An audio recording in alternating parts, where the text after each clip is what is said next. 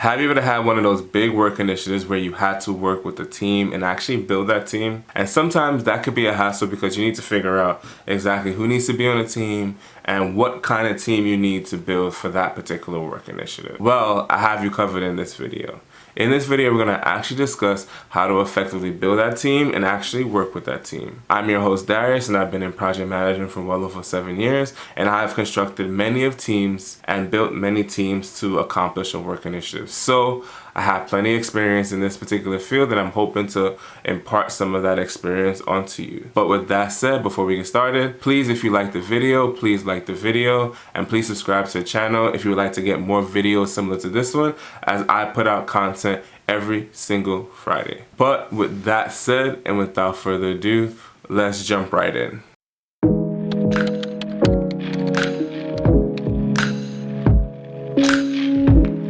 Hey, before we get started, I want to actually ask you, how do you kick off your projects? If you're not kicking off your projects with documentation on what those projects actually supposed to be, then chances are, my friend, you might not have all of the details you need to actually effectively kick off that project. Well, don't worry, I actually got you covered.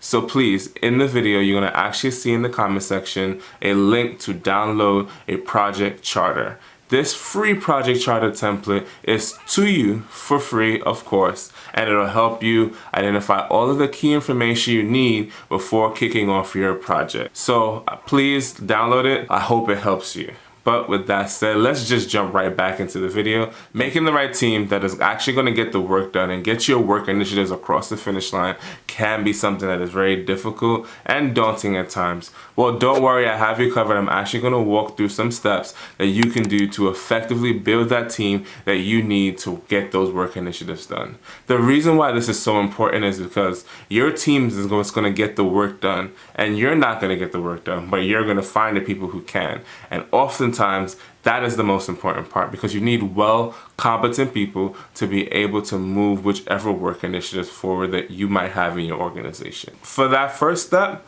of course, is building that actual team, right? So you need to get the right people in the right positions, and you need to establish what that right person will look like. See, so you're gonna have to sit down and figure out, okay, what skill sets do I need to accomplish this task? And who do I need, or who can fit in that skill task? If you have to hire someone, then hire someone. But if you need to find someone that's on your team who has the skill sets that you can actually use to get that work initiative across, then that, by all means, that is just as good. And remember, skill set is not the only thing that you need to take into consideration when choosing your team members. You actually need to figure out whether they align with your goals, align with everyone on your team, and you all can actually work together effectively. Because that person could be very good at what they do and just be horrible or difficult to work with, and that still develops bad team dynamic. You want to make sure they're a good fit, they have the right skill sets, and that they actually share the same values as the rest of the team. Next thing you need to do is start identifying, and remember, we didn't identify a person yet, but we do want to know what those skill sets are. Now we need to develop what those clear expectations are. So what is the role's responsibility? What are they supposed to do? What do they need to do to get that work initiative moving forward? And then what does it look? Developing those clear roles and responsibilities will drastically improve how the team dynamic works together, especially because you're going to actually set goals and outcomes that are measurable for that team member. So this way you can set them up for success. So after you've decided on what that team actually looks like, you've actually started setting up the clear roles and responsibilities. The next thing you need to do is figure out the communication channels. Communication on a team is very important because it'll help the team collaborate way better than ever. And if you don't have those clear communication channels, chances are your team is not going to be able to work together effectively. I like to use 3 different forms of channels. One is an instant messenger where you can actually just send conversations very quickly. You can brainstorm ideas and you can kind of get a response on a quicker basis. Then there's emails where you have an email set up Those would be for those things that you need to document. You might want to follow up externally with other stakeholders to ensure that they're on the point with what it is that needs to get happen via email and vendors. But also for the team dynamic, you want to document anything that you can that are big ticket items that might take someone maybe 2 hours or an hour to get back to you with, and send that in an email. And then lastly, I use the work management tool. The work management tool is a great place to document what is going on the project itself when it comes to communication. So there's an approval for something, if something made it through a final round of QA, whatever that is or whatever it looks like, when it comes to moving the project schedule, budget, or scope, then that is when you would document it in the work management tool. And I think those 3 channels are good enough to get the team moving in the right direction and effectively, but setting up those channels is just as important. The other thing you want to do is just make sure you have a time frame for when you're going to actually be communicating together. So outside of those 3 communication channels, of course, we still going to need meetings. So whether we're going to meet once a week, whether we're going to meet every other day or daily, that has to be up to you and the team, but also it truly depends on what the project needs. Some projects you can actually keep moving forward with just a weekly meeting, but others you might need to meet a little bit more frequently just to ensure that it's getting kicked off on the right foot and is moving forward to success. So figure that out with your team. How often do we need to meet? And then what are our communication channels? And just effectively communicate together. Now the next step, which is step 4, is building accountability and trust.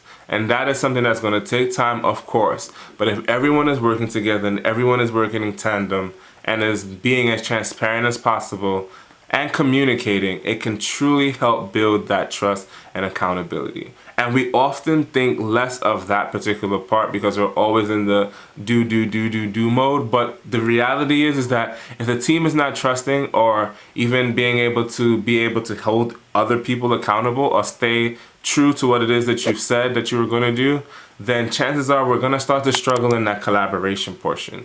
Our team members have to be able to build that trust and build that accountability. And that takes each individual doing their best to, 1, be trustworthy, of course, and to just keep to their word. And then working together, build that collaboration. So work together to strengthen each and every one of us. Don't tear anyone down, but build that trust, accountability, and just help each person move forward better together. And for that final step, or step 5, is continue to improve upon building that team. The reality is that sometimes you might need new people to join, you might need another vendor, you might need someone to step in just to help out with the rest of the work. But be very open to making those changes as needed. If someone is not a right fit, chances are you just need to make sure that they're no longer on that work initiative or project.